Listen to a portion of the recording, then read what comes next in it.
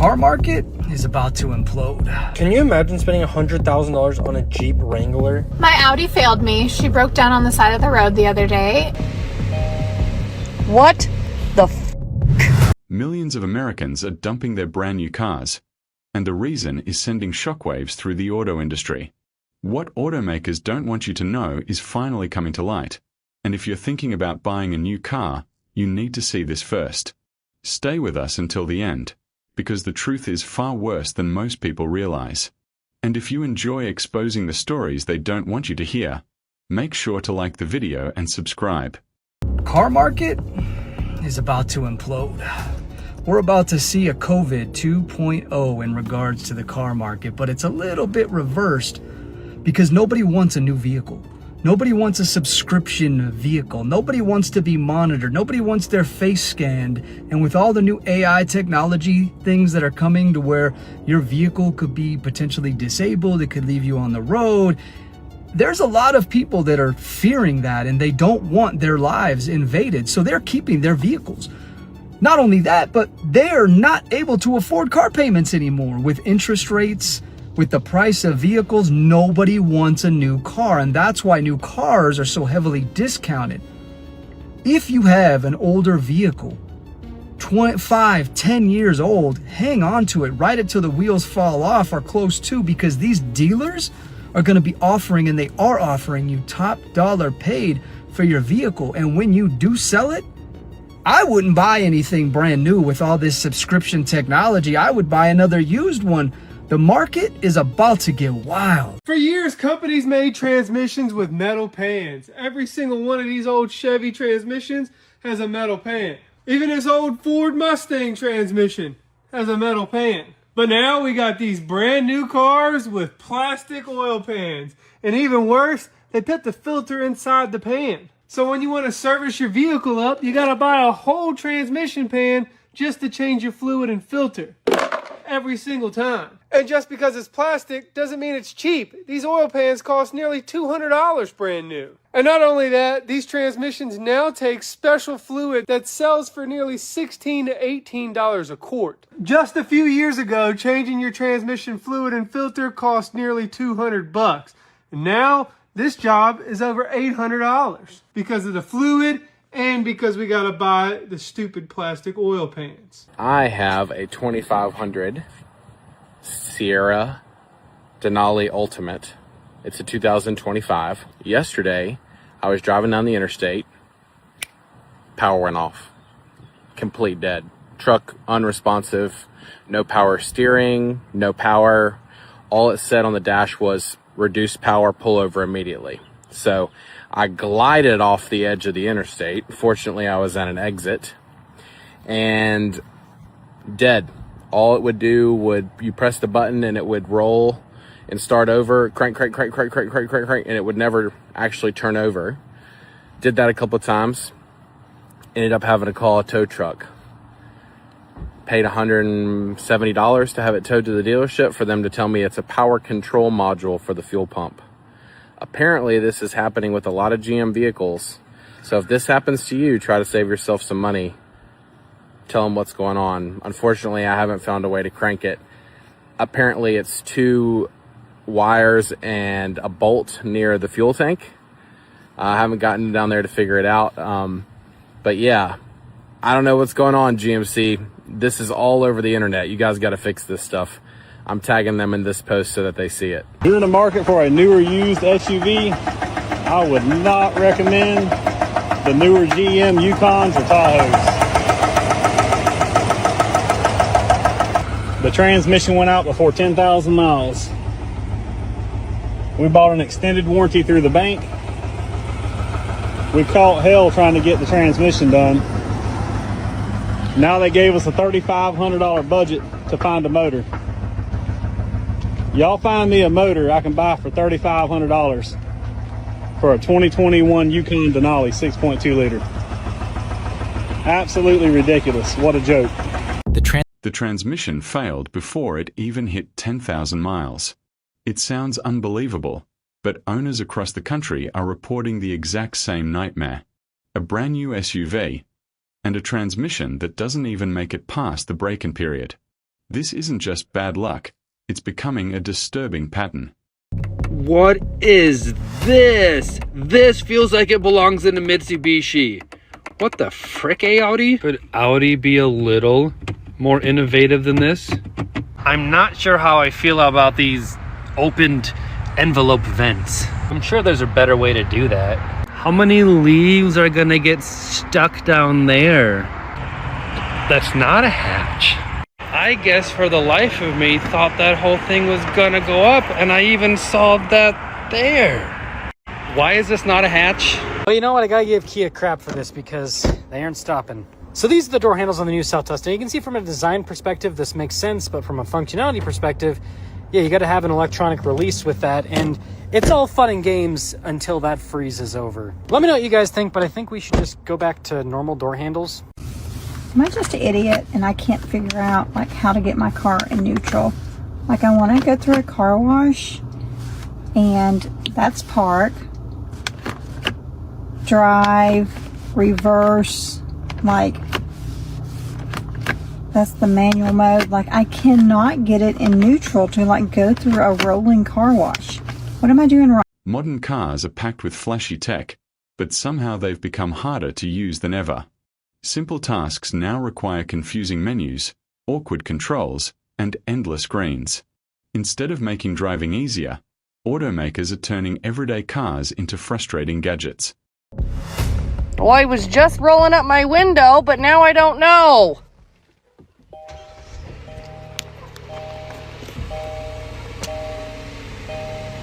What the f***? When shit gets real. So it's my wife's birthday and we're supposed to be going camping right now, and on the way home to drop off the truck, the motor decided to leave the chat. I bought that truck 3 weeks ago and I've only put 1,000 miles on it. What would you do if you were me? Do you contact the previous owner? What kind of game plan would you come up with?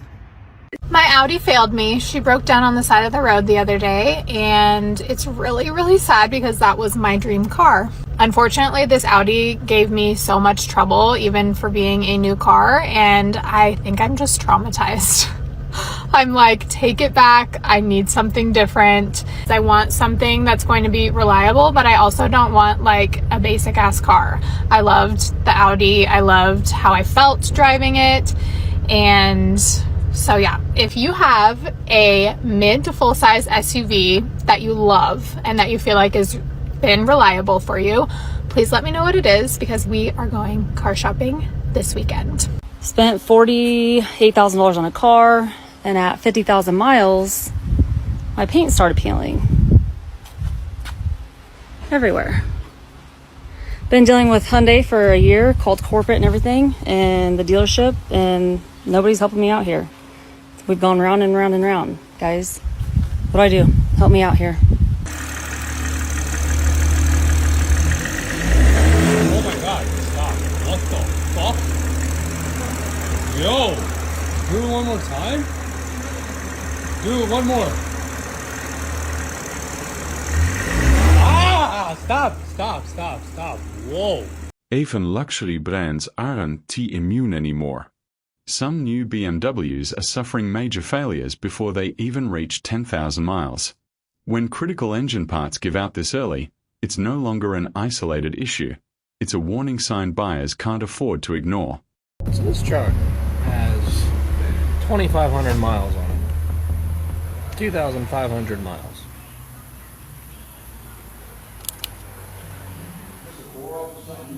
Look how much rust.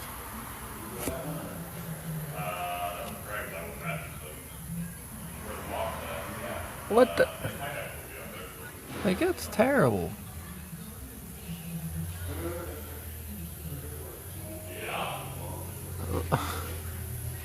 I don't get it. And then they decided to put a 90 degree in the exhaust pipe. Why?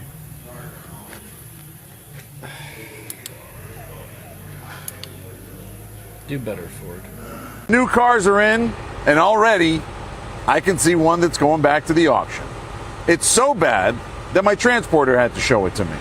I'm going to show it to you, and it's going way the back to the auction. The problem is I already put it up online and got 5 leads on this thing. So now those leads, gone. Take a look at the underneath of this thing. I ain't selling it. Fucking believe this shit? This car's got 47,000 miles on it. Looks like it's been dipped in water and just sitting there forever. I mean, this shit is crispy. And for all you folks that think Toyotas are the end-all be-all of reliability, a Toyota with just 47,000 kilometers, already showing serious rust underneath. That's the kind of damage most people expect after decades, not just a few years. If even Toyota's reputation for durability is starting to crack, buyers have every reason to be concerned. Update number 7 on my car issues. If you're new here, I'm going to go over it really quickly, but I bought a brand new car at the end of November, and it has been back and forth at the dealership being towed there because it keeps breaking down since either December or January.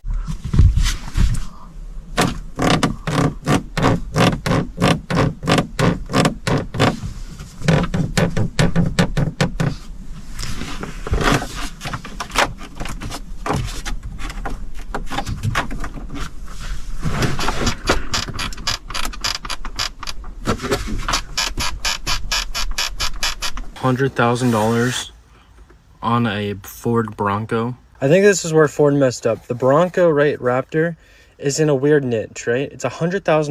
You still get manual seats all the way around, which is crazy. You get the vinyl floor, so it's easier to clean. Everything's plastic and vinyl, so it's easy to clean off. Problem is, this stuff scratches so easily. So if it's an off-road vehicle, why should this scratch up easy? Shouldn't this be very hard to scratch? And then everything else is basically just a regular Ford Bronco, right? There's nothing crazy going on that's much different than the regular Bronco. But I think the biggest issue is for $100,000, it has the same engine in a Ford Ranger Raptor that you can get for 55 grand. So I think that's where Ford needs to maybe have put the supercharged V8 in it, and I think maybe that would have made the difference. I get it's got a fun suspension setup, but so does the Ford Ranger Raptor. So would you spend $100K for this? A $100,000 Ford Bronco should feel like a luxury masterpiece, not a vehicle filled with cheap materials and compromises. At this price, buyers expect premium quality and rock-solid reliability. Instead, many are asking one simple question: where did all that money go? What the hell is this? Where's the exhaust? Wait till you see the grille. What have they done to my beautiful CLA 45? I'm not a fan at all. And wait till you see this, right? The front is beautiful. And now look at the back. They've destroyed it. I'm sorry, Mercedes, but what have you done? Guys, what happened? This is the first generation X5, and this one's brand new. It's never been sold. Plus, come check this out. This is a super rare one, the 4.6 IS, the precursor to the X5M. And this is a new X5 for 2027, been fully redesigned. It's got the new vertical grills, the X's and the headlights, and you can now get it with 23-inch wheels. The old X5 has a conventional shifter for the 5-speed automatic. It's got a screen for navigation, a beautiful 3-spoke steering wheel, and check out those analog gauges. It doesn't get any better. The new X5 has a passenger screen, a 17.9-inch main screen, this crazy hologram across the dashboard for important information, and a 2-spoke steering wheel that looks something straight out of Tron. I'm starting to realize how good old cars are. Growing up, I was taught old cars bad, old cars break, old cars junk. But now after having so many new cars and now having so many old cars, I just love having the buttons and knobs. My brother's new truck does not have a physical switch for the light. It's actually in the screen right here in his new truck. Buttons, knobs, buttons, and knobs. This 1994 Toyota Camry, 31 years old. But guess what? Every single thing in this car works. Again, buttons, knobs, switches, everything is just simplistic. Car is not dictated by the radio. The massive screen doesn't ruin the car. It's analog gauges. Look at how silly, even in my new Jeep, how massive that screen, how obnoxious it is. That screen's not going to last 30 years. I don't care what brand it is. The Mach-E over here doesn't even have a physical door handle. Push button. That's going to work really well when it snows. Also got the Tesla tablet right there. I'd much rather take this. If you want to upgrade that radio, you can. It doesn't affect the entire car. This is peak automotive engineering. The new stuff is just junk. Luxury cars aren't feeling very luxurious anymore. Even brands like BMW and Mercedes are replacing timeless craftsmanship with oversized screens, cheap-looking materials, and gimmicky designs. Buyers are paying premium prices, but many say the premium quality is disappearing. The U.S. is officially in a new car affordability crisis, and the numbers are brutal. The average price of a new vehicle is now hovering around $49,500 to $50,000, while the average monthly payment has climbed into the $730 to $750 range. And with interest rates still high, buyers are paying thousands more over the life of their loan than they did just a few years ago. To survive, shoppers are stretching loans longer than ever. 7-year and even 8-year loans are becoming common, not because people want them, but because it's the only way for them to make the payments work. That's also driving a surge in negative equity, where old loan balances get rolled into new deals. Automakers, they do share some blame too. Many have moved away from affordable cars towards more high-margin trucks, SUVs, and premium trims, pushing average prices even higher. The result is that first-time buyers and middle-income families are being pushed out of the new car market altogether. Now, I do think that sooner or later, one of these automakers will go after that market segment because it is just sitting there for the taking. But until then, fewer affordable new cars today means a tighter, more expensive used car market tomorrow. Can you imagine spending $100,000 on a Jeep Wrangler? Oh, I'm sorry. It's actually going to be $102,000. That's wicked.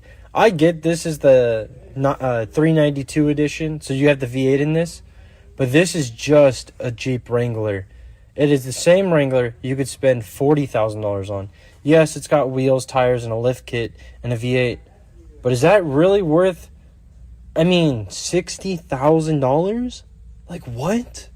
No wonder why this is sitting on the showroom floor and no one's buying it. You would just have to be... I think it's probably better than the Bronco. I do think it's better than the Bronco Raptor because it's got a V8. But my God, $102,000? Think about all the cars you can buy for that price point and then go, oh yeah, no, I want a Jeep. I want a Jeep Wrangler, actually. I want something that's so loud when I drive I can't hear what I'm doing. The wind noise is unbearable. Oh, but I can take the doors off. Another piece of junk for $100,000. Let me know what you think in the comments. Would you buy a new Wrangler or a Bronco? This might be a hot take, but new cars are junk. Look at the reverse camera quality on this 2025 Ford F-250. That is junk. Why is every single car company just focused on horsepower these days? Like every single new car, new model that comes out, they just try and bump the horsepower up. And now because of that, they're adding in the hybrid motors, and it's like destroying the vibes of like the cars these days. Like there's like barely any new car that I'd be like, I want, because all they care about is just like the horsepower number. Like, and this is what's crazy. I test drove a 488 and an SF90 yesterday back to back. And I would rather have the 488 if the car, like it's half the price. Even if the cars were the same price, I would choose the 488. It just sounded better stock. They were stock for stock. It just felt like a car that I felt more connected to, and I just would rather have. The SF90 just felt too. I don't know. I just didn't like it. I don't know if it's the all-wheel drive or the hybrid. Like it felt. I didn't like the car at all. Like I did not like the car at all. And I feel like all these car companies are just like adding new models, more horsepower, and that's all they're caring about, more horsepower, and not worrying about anything else in the car. What the fuck is that? Whatever it is looks worse than the MGU. Is that fucking... Hey, is that abomination that Kia brought out? Hey, what the fuck is that, bro? Looks like a World War I Jeep got fucked in the ass by a Kia Sorento. Get that abomination out of here. Now there's a fucking another one. Does anyone else have this in their Chevy truck? So I popped in and I used the grab handle and it kind of moved quite a bit. And then I started playing with it and this whole thing wiggles. And I was like, maybe the driver's side just has a little bit of wear.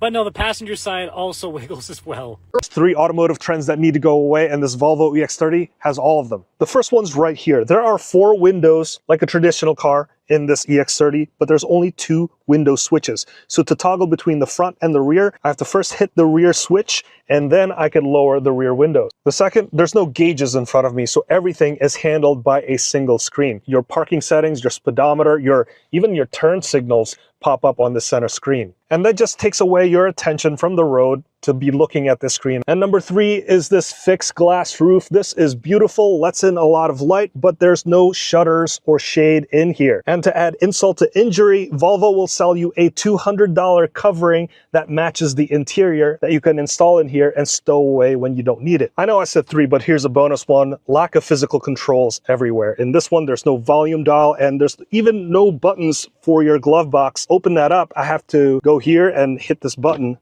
and there you go. Another 100,000 vehicle, and many buyers are calling it another overpriced disappointment.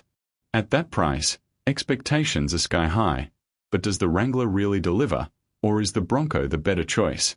Let me know where you stand in the comments. We're boycotting new cars. In case you missed it, this is what is happening in the car industry this week. Right to repair and driver monitoring. So the head honchos actually meet with the president last week to discuss new laws that would ban people from fixing their own cars. Meaning no more changing your own oil or having Joe at the shop check your brakes. Then there's Ford's patent for monitoring driver biometrics. That means they can watch like your eye movement and facial expressions, and if they decide that you're impaired, they can keep your car from driving. I don't know about you, but I'm going to keep my car running as long as possible because I'm not about to put another dollar in these people's back pocket. Comment car and I'll send you the app that I use to keep all of my own maintenance, and you can avoid this. Modern cars are sacrificing comfort for flashy technology. Touchscreens replace simple buttons, glass roofs add little value, and basic controls have become frustrating menus. Instead of improving the driving experience, many automakers are making it more complicated than ever. Ah, crap, I think my engine just blew up. Yes, that is correct. Your engine just blew up. We saw the whole thing. Great. Can you guys get me a tow truck and also get this thing covered under warranty? No, can do. Warranty claim denied. Distracted driving. What are you talking about? I wasn't on my phone or anything. I was literally just driving the car. Under section 259.4-B, being knuckled deep in the schnoz is considered extreme distracted driving, meaning the whole warranty is completely voided now. No, that is completely unfair. I have a huge bone to pick with you guys. The only thing you'll be picking is your nose. Good luck walking home, loser.